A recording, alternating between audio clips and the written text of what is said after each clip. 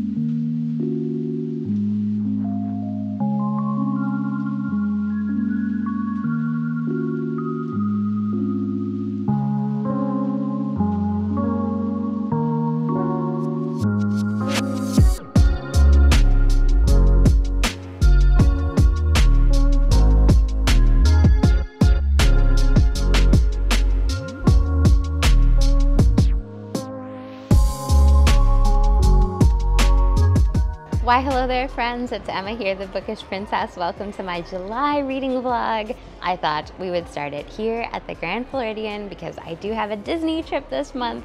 I've been filming lots of trip vlogs, which you guys will see eventually down the road, but I thought it'd be fun to film my reading clip here to tell you about what I have been reading on vacation. I did bring my Kindle, so I have been doing some fun vacation reading. One of the books that I just finished was by D.E. Stevenson. It was Rosabelle Shaw, which D.E. Stevenson is probably one of my favorite authors. I've definitely mentioned her in the past. If you're just getting started, I'm not sure Rosabelle Shaw is like the best or the one to start with. I had never read it before, so it was fun just because it was new, and there's always such good stuff in D.E. Stevenson. But Miss Bunkle's book, there's a whole sequence of books around Miss Bunkle, and also The Blue Sapphire is one of my favorites too, which, before I tell you about Rosabelle Shaw, over on my Discord group, we have planned out read-alongs for not quite almost the rest of the year. And one of them is The Blue Sapphire. So let me look at the list so I can tell you correctly. In July, our read-along is going to be Much Ado About Nothing by William Shakespeare. So I have actually just downloaded that onto my Kindle and just started that. Beatrice and Benedict are the two main characters of that, and they very much have an Elizabeth Bennet and Mr. Darcy kind of relationship. So it's a fun sort of corollary to Pride and Prejudice, and of course Jane Austen July. Probably some of you are reading Jane Austen or reading Pride and Prejudice, so I thought that'd be kind of a fun addendum to that. And we are going to do a video chat at the end of each month. So it's going to be the last Saturday of the month. Right now we're staying at 1 p.m. Eastern, so it'll be Saturday, July 30th. So basically the day after this video gets posted. And I'll post the link in my Discord group, but if you don't want to join Discord, you could just email me and say you want to join the read-along video chat, and I will just email you the link to the video chat. Or if you want to join Discord, just send me an email, emma@bookishprincess.com, and I'll send you either the video chat link or the Discord link. But yeah, you don't have to be in Discord if you want to take part in these, but you're not in Discord. I can just send you the link. But August, I'm really excited for August. We are reading I Married Adventure by Osa Johnson, which of course I've mentioned many times. See, to talk about that, I should be over at the Animal Kingdom Lodge, because it was at that Disney resort that I first noticed that book. It has like a fabulous zebra print cover. It's about Osa Johnson, was in like the 20s and 30s, so the turn of the last century. She and her husband were explorers and photographers and videographers. With every new advance in technology, they like learned it and then took advantage of it to go out and capture these incredible images of animals and exotic locations, and they're just such inspiring people. Our video chat for that is Saturday, August 27th at 1 p.m. Eastern. And then September, we're reading All Creatures Great and Small, by James Herriot, which I feel like is a book that has been going around BookTube. Kate Howe did a read-along of this earlier. I meant to read it for that, but I forgot to buy it, which actually I should go on Amazon and order that right away. And that video chat is going to be on Saturday, September 24th at 1 Eastern. And then in October, for Halloween, we're going to do a Daphne du Maurier, My Cousin Rachel, so hopefully that should be suspenseful and spooky and good for the month of October. And then my thought is for November to do The Blue Sapphire by D.E. Stevenson, finally making it back around to the D.E. Stevenson connection, because that is my absolute favorite D.E. Stevenson novel. It's just so charming. Such a great cast of characters.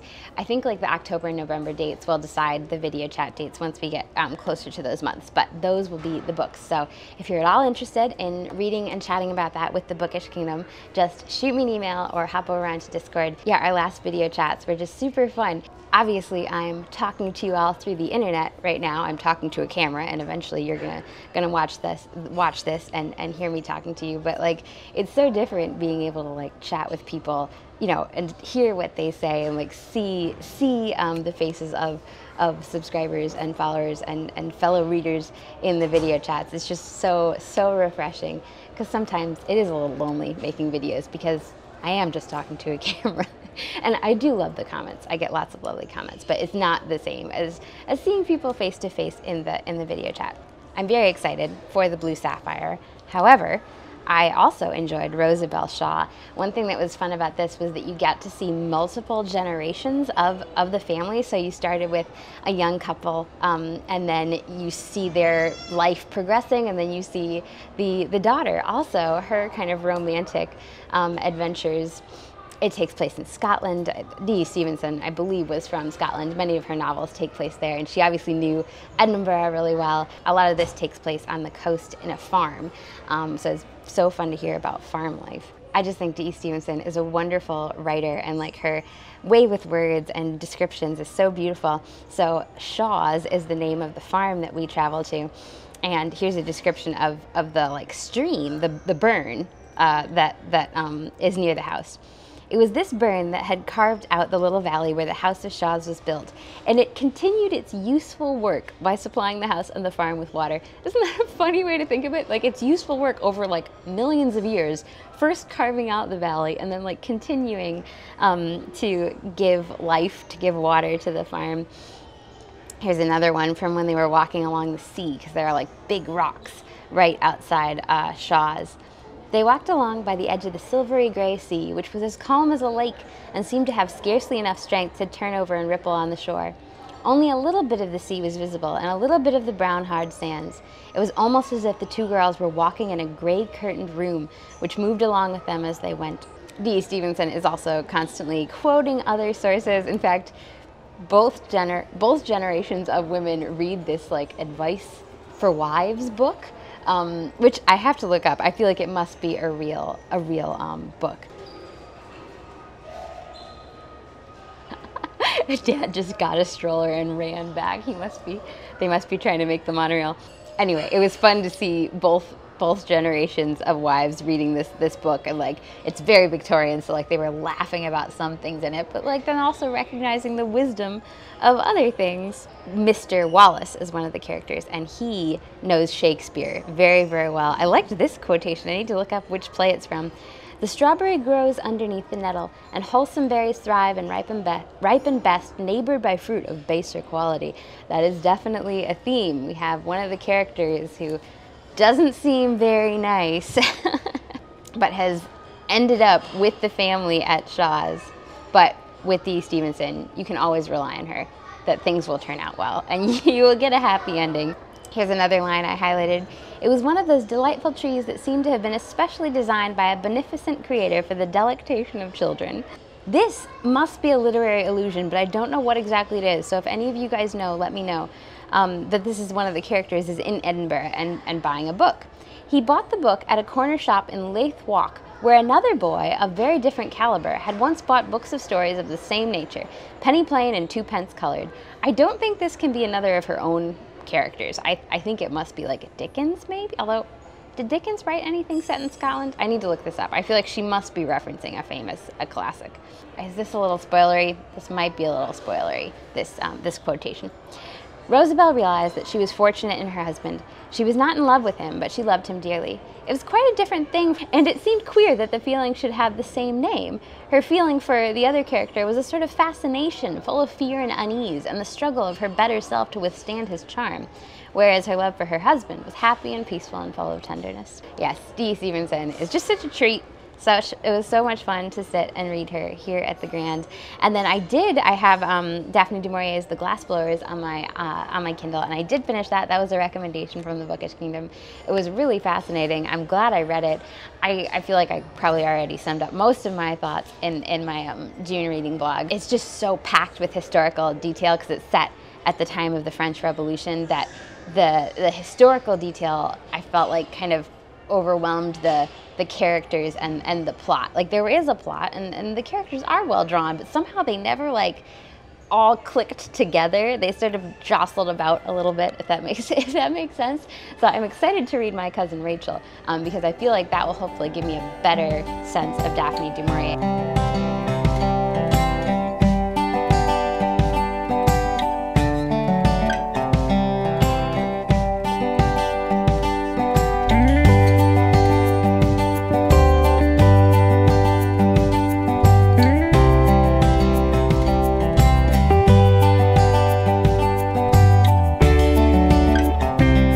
Well, friends, we did a little reading update from the Grand Floridian, so I thought we would do one from here at the Wilderness Lodge as well. I've got my Old Faithful level club cappuccino, and I've been reading a couple things. I've been making some progress in Much Ado About Nothing, which it's so fun to kind of compare Beatrice and Benedict to Mr. Darcy and Elizabeth because there are similarities, but then also really big differences. And it's not just Mr. Darcy and Elizabeth, it's also Mr. Bingley and Jane, because in Shakespeare's version, Hero is the cousin of Beatrice, so Hero is kind of like Jane, and Claudio is good friends with Benedict, so he is like Mr. Bingley. And there's like this conversation where Claudio tells Benedict, you know, how he feels about Hero, and it just reminds me of Mr. Darcy and Mr. Bingley talking at the dance, except like things are totally different. Like Mr. Darcy, of course, says that famous line about how Elizabeth is barely tolerable, but Benedict actually says that he doesn't think Hero is the Jane Bennet character, that she's not actually that beautiful, but Beatrice, the Elizabeth character, Benedict says is beautiful, or would be if she wasn't so disdainful. I think when he first meets her, what is it? Miss Disdain, he calls her something like that. Elizabeth is also a provocateur in Pride and Prejudice, but it's like she's also been provoked by Darcy, whereas when we start Much Ado About Nothing, Beatrice and Benedict already kind of know each other, so there's a history and they like kind of instantly enter into very much loggerheads, really more loggerheads than Elizabeth and Darcy ever are. And I mean, of course, Much Ado About Nothing is very different, but I kind of feel like, you know, Jane Austen knew her Shakespeare, and I bet she had it kind of at the back of her mind as she was penning Pride and Prejudice or tidying up Pride and Prejudice, because of course first she called it First Impressions, and then she renamed it Pride and Prejudice. And I'm sure she did some editing and cleaning up, because she wrote it when she was in her 20s, and of course it didn't come out for like a decade or so. But yes, just a fun Shakespeare to reacquaint myself with. And then another book that I've been reacquainting myself with, I was reading Much Ado, but then I thought, well, I'm here at the Wilderness Lodge, I feel like I should be reading some kind of Western. I really like Zane Grey, I recently read for the first time. I did enjoy Riders of the Purple Sage. The Virginian by Owen Wister is, I think, kind of like the first Western, and I love that as well. But another author who was at the back of my mind is Mary Hallock Foote, and her husband was, I believe, a mining engineer in, you know, the golden age of the West. and she like went everywhere with him, and she was just quite a lady and a brilliant writer. I've read some of her short stories before. This one is called A Touch of Sun and Other Stories, set out in the West in a mining village. We just rode Big Thunder Mountain today, so that's very appropriate. She really is an amazing writer and just so incisive. I marked this passage. The unappeased glances of friends long separated who realize on meeting again that letters have told them nothing. Isn't that kind of a neat concept when you meet somebody who you have kept in touch with, but then when you see them in person, you realize that, you know, you're a little bit strangers with all the time. This also, the husband knows that there's something on his wife's mind, but she's not telling him yet. She's kind of putting it off and putting it off. He argued that the trouble which had sent her flying home to him from the mountains was not fancy bred. Of her imaginary troubles, she was ready enough to speak. Isn't that sweet? He also says, after she tells him the problem, we are losing our sense of proportion. We must sleep on this or it will blot out the whole universe for us. There are problems like that where like you need to just step away from it because otherwise you'll lose your whole sense of proportion. This is beautiful too. You have to trust a man to know his own call. Whether it's love or war, he is the one who has got to answer. And this is the wife still worrying over the problem. The roar of the stamp heads deadened her hearing of the night's subtler noises. The stamp heads are like the mine down in the valley. Her thoughts went grinding on, crushing the hard rock of circumstance, but incapable of picking out the grains of gold therein. I love that, like mining metaphor. Later siftings might discover them, but she was reasoning now under too great human pressure for delicate analysis. She saw the planets set and the night mist cloak the valley. By 4 o'clock daybreak had put out the stars. She went to her room then and fell asleep, awakening after the heat had begun when the house was again darkened for the day's siege. It was very, very hot out in that California sun, and it was a very hot day here in Florida. Although I feel like I've had worse. You know, I feel like this heat was doable. So hopefully we'll finish that Mary Halleck Foote and maybe start another. I downloaded a couple different like collections of her stories that I found for free on Kindle.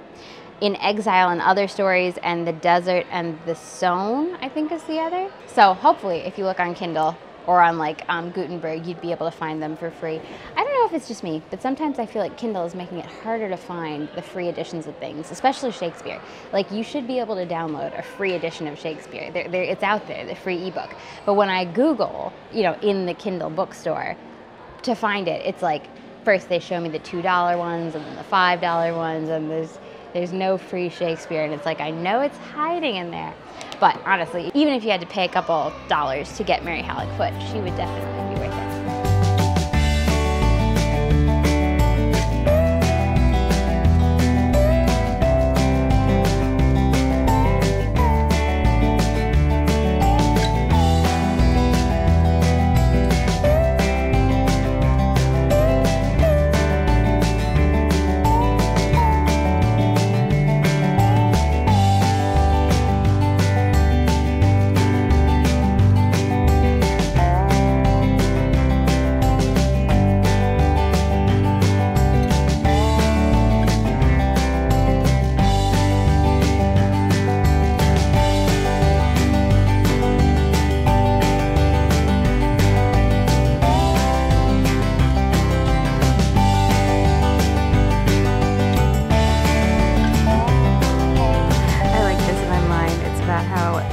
Characters has been adopting all this slang from the West, all this cowboy slang.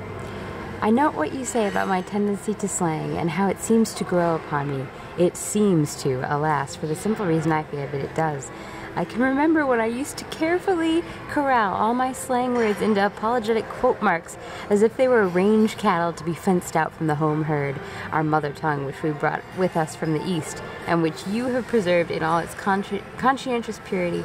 But I give it up. I hardly know any longer in regard to my own speech which are my native expressions and which are the wild and woolly ones adopted off the range. I love this Grand Canyon inspired fireplace. It's funny how the Contemporary has the Grand Canyon concourse, and then this fireplace is of course inspired by the layers. In fact, I think the rock might be from the Grand Canyon, but it's just like there's a fireplace like it at the Grand Canyon itself, at one of the old lodges. Mary Coulter designed it.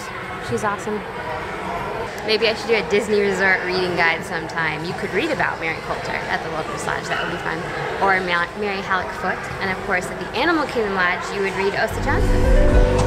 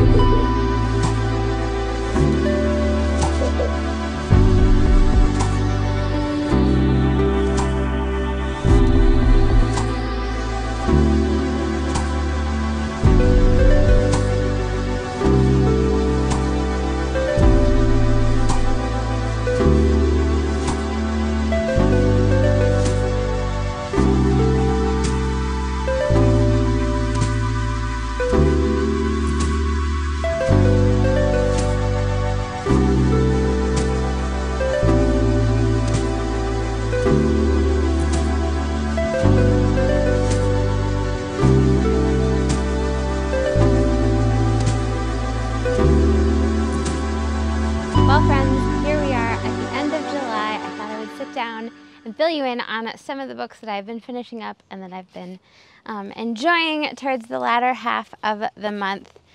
Cymbeline is eating her lunch right there. Do you think you'll say hello? So I am almost finished with my audiobook of The Aeneid by Virgil. I do have the physical copy as well, which is kind of nice. Like, there was one book where I didn't really like the narrator of the LibriVox version, so I just read that book, and then I went back to the audiobook. But yeah, I just started, I think, book 11, so I'm pretty close. Only 2 books to go. I should be able to finish it by the end of July. It has been really fun to revisit. The language is just so beautiful. Oh, are you done with lunch? Little stretch? Here, come say hello real quick. You want to tell them all how tasty your lunch was? Did you have a delicious lunch, Cymbeline? Oh, can't you say hello? Look, it's the Bookish Kingdom. They've known you since you were a kitty.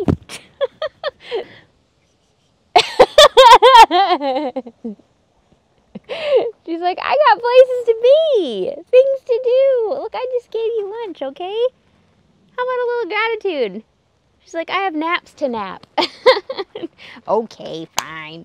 Yeah, Cymbeline is in summertime mode, enjoying many lazy naps on the concrete. I like put out a new towel or a new blanket to try to tempt her, but no, she just loves sprawling on the concrete in the shade, enjoying her summer days. Anyway, I've been enjoying the Aeneid, the chapter, or book rather, where Aeneas visits his father Anchises, I think I'm saying, I don't know if I'm saying that, Anchises, maybe it is, in the underworld is really fascinating because, of course, you know, I just read Dante, the Inferno, and so it makes perfect sense why Virgil is Dante's guide, because Virgil already wrote Aeneas's journey, and you can see how, like, it's like the same landscape, you know, that Aeneas goes in. It's just in, you know, Dante's Divine Comedy, obviously he's writing about it from a Christian perspective. They're describing the same place, just from slightly different points of view. Virgil was writing to connect the Trojan legacy to the Roman legacy, so there are lots and lots of references to Rome. I like the part where Aeneas finally reaches Italian shores, like finally reaches Rome, which is in like book 8. You know, it takes him forever to get there. And the like spirit of the river Tiber, which runs through Rome, like rises up and greets him and promises him help and things. And of course there's lots of things like, oh, that's the field where cows were grazing and later it would become the Roman Senate. You know, down the line, this is what it would look like. And of course, when Aeneas is in the underworld, he sees not just like his ancestors, but he also sees his descendants. He gets like a little preview of the Roman emperors to come. He also meets Dido in the underworld. That's really awkward. But you know, even the Dido story has a connection to Roman times, because I guess Rome and Carthage, Dido's homeland, were very much at loggerheads, and so this story is sort of the origin story of the quarrel. It's like, this is why Carthage and Rome are always at odds, because of the whole Aeneas and Dido debacle. The gods are very much involved with this quarrel, just as they were involved with the quarrel of the Trojan War. Aeneas's mother is Aphrodite, but Juno, who is Jove's wife, is constantly plotting against Aeneas. Here Juno sends somebody down to tell Aeneas's enemies that now is the time to strike. On even wings she rose into the sky, inscribing her great bow in flight upon the clouds. He knew her sign, and lifting both his hands to starry heaven, sent these words after her. Glory of the sky, who brought you down to me, cloud-born to earth? What makes the sudden brilliance of the air? I see the vault of heaven riven, and stars that drift across the night sky. I'll obey this great presage, no matter who you are who call me to attack. Then riverward he took his way, and from the surface drew pure lustral water. Then he heaped his vows plenteously on heaven. Oh no, this happened to me last month's reading vlog too. I thought I picked a good spot, and then the sun found me out. Yeah, so anyway, at one point Aeneas's troops are kind of in peril, and Aeneas is far from them. He's out at sea. Now daylight left the sky, and the mild moon in mid-heaven rode her night-wandering car. But duty would not give Aeneas rest. He held the tiller still shifted sail. Then look, halfway upon his course, a band of old companions hove in sight. The nymphs whom kind Cybele had, by her command, transformed from ships to nymphs and given power over the sea. Swimming abreast they came, parting the waves, as many as one time had prows of bronze and moored ashore. Far off they knew their king, and like a dancing chorus veered around his ship. Still awake, Aeneas, kin to gods? Be wakeful then, and slacken off your sheet. We are those pines from Ida's holy crest, and once your fleet, now become sea nymphs. This cat she's just very much at her ease. I didn't know concrete could be so comfortable until I started seeing Cymbeline. Anyway. When the base Rutulian bore down on us with sword and fire, headlong we broke our cables, though against our will. All through the sea we looked for you, this form the mother of gods in pity fashioned for us, allowing us as goddesses to spend our lives under the waves. Isn't that awesome? Aeneas's ships got turned into nymphs, who then warned him of coming dangers. I just think that was a great touch. So yes, looking forward to finishing this up. And then I read a couple things on our drive home from Florida, although to be honest, I liked them both, but I was hoping to find some kind of stress-free reading, because driving, you're cooped up in the car, there's traffic, it can be stressful, and I thought these would be okay, but they were good books. It's just, I wouldn't recommend them for a stressful drive, really. I enjoyed A Touch of Sun and Other Stories by Mary Halleck Foote so much that I decided to read another collection of her stories that I had on my Kindle, which was The Cup of Trembling and Other Stories. And A Touch of Sun, a lot of the stories are very romantic, very dramatic. There's also this kind of hard edge of common sense and grit, which is necessary if you're going to be out there on the frontier relying on your own wits. But in The Cup of Trembling, it felt like that hard edge was really at the fore. These were very sobering stories. They were tragedy. You can get a sense of the type of book it is, the tone of the book, just from the quotations I highlighted. I'd want the straight thing, or else I'd manage to get along without. Anything decent would have taken the dog, too. I won't even explain the context of that. That could be a little teaser. The firelight questioned them in scornful flashes. The defensive shadows tried to confuse the evidence and cover it up. The great dead desert received the silence like a secret. The silence out there in the West, like when you're traveling these long distances across the desert. Why don't you hop up on the chair so you could sit up on the chair with me? No. She's like, no, I'll sit right under the chair, please. There are no people who hold by the ties of blood and family more strongly than the friends, and friend Underhill on this long journey had felt himself sadly insolvent in those sureties that cannot be packed in a trunk or invested in irrigable lands. In other words, friends and kin. So yes, I liked The Cup of Trembling and other stories, but definitely a more sobering, somber tone. And then the other book I read was actually by Noelle Streatfeild. It was I Ordered a Table for Six. And Noelle Streatfeild wrote The Dancing Shoes, which I read last year. Is so charming, such a charming children's book. This is an adult novel. It's set during World War II, and it's really like a slice of life for all of these different characters. Just what it was like living in London during the Blitz, living in the countryside. You meet a really wide cast of characters. Noelle Streatfeild really takes the time to kind of describe each one's point of view and each one's experience with the war. But yeah, this one also, I felt like I didn't really know until the very end that it was not a light read. So I'll give the spoiler warning, total spoiler warning. Basically, the title of the book refers to a party that one of the main characters is planning. She ordered a table for six at this very fashionable restaurant. It's like in the basement of some hotel, so it's supposed to be safe during the Blitz, right? So this old lady is kind of a Lady Catherine type. She's not very likable. She brings her daughter in from the countryside, and she's never cared much for her daughter, but her daughter's going to be coming out soon, and her daughter will make the numbers even, so she kind of drags her in for the party. Her daughter's really sweet, though, and is like looking forward to it. It's her first party. The group of six is kind of divided up into three likable, hopeful characters and three less hopeful, less likable characters. And I did already give the spoiler warning, so this is your last call. But the restaurant does get bombed the night they're there, and the three more likable, more hopeful characters are all killed. And the three other characters who didn't have as much to live for. In fact, one of them was a widow. Her husband had died in the war, and she was hoping that she'd die in the Blitz. Like, she doesn't feel like she has anything else to live for. And then the other two characters who also survive, those two are very selfish and, you know, had these messes that they really got themselves into, but they would have been happy to die, which is quite a bleak ending. Although there was kind of a note of hopefulness, because the widow had this conversation earlier in the book where she was saying she didn't believe in God. She almost wished she could believe in God, but she felt like, you know, there was no grace, no providence working, you know, in spite of the mess. But her experience that night in the Blitz, being one of the three that survived, made her feel like there is a God and he has a reason, and there's a reason I survived. I'm still here for a reason, and I'm going to figure out what it is.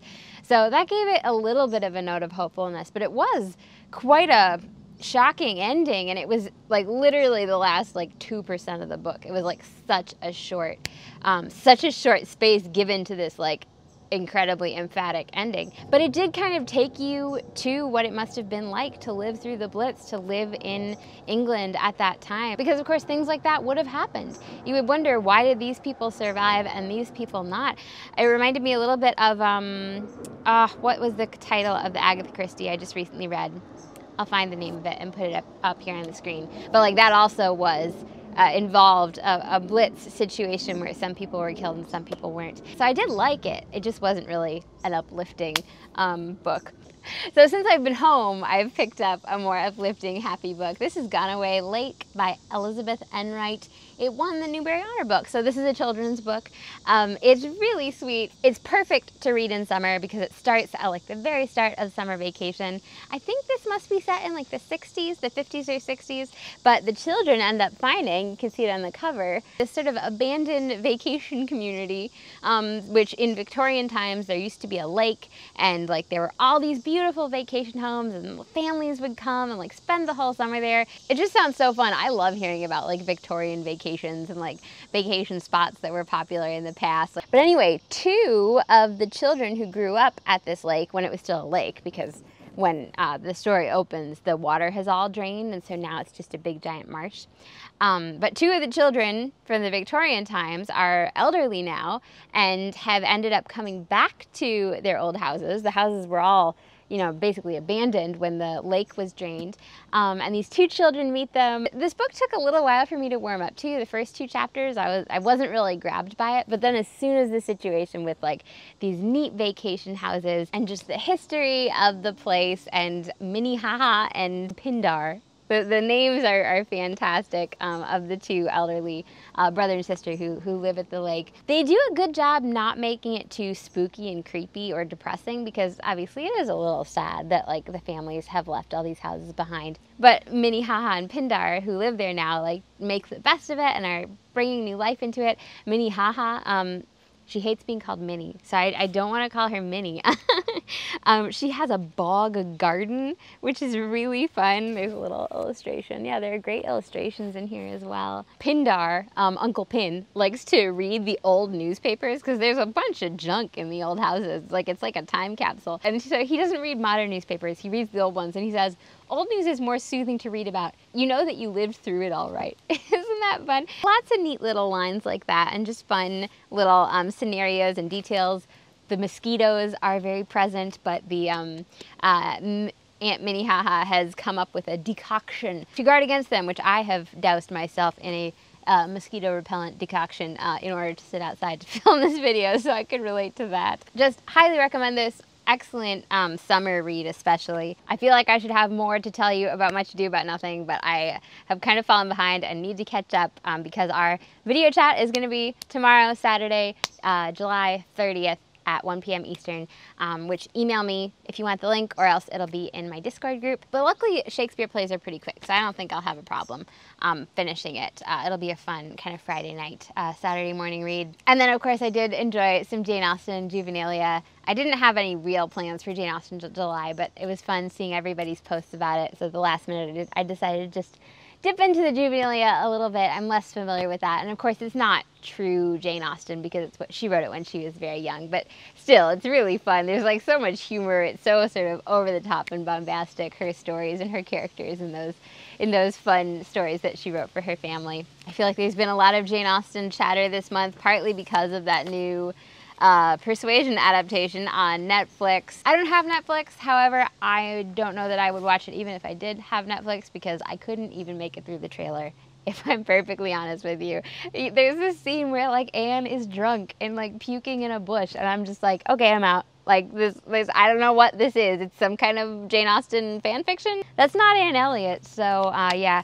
You know, the 2020 Emma, I did not like at first. Like the first probably solid third or half of the movie, I was just ranting against it while I was watching.